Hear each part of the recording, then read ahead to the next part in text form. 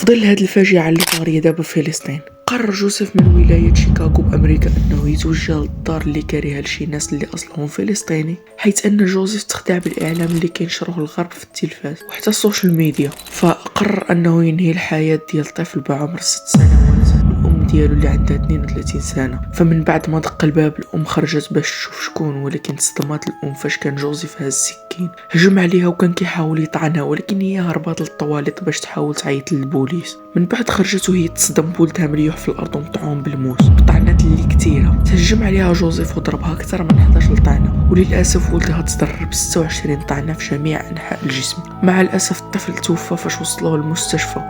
واش شفتوا التأثير ديال التلفاز والسوشيال ميديا على بنادم؟ هادشي اللي طرا كامل السبب ديالو جوبر، حيث انه هو اللي كيخرج في الاعلام وكيبين فلسطين بصوره سيئه للغرب. كل الدعم لاخواننا في غزه، وكنتمنى تسالي هذه المعركه بفوز فلسطين.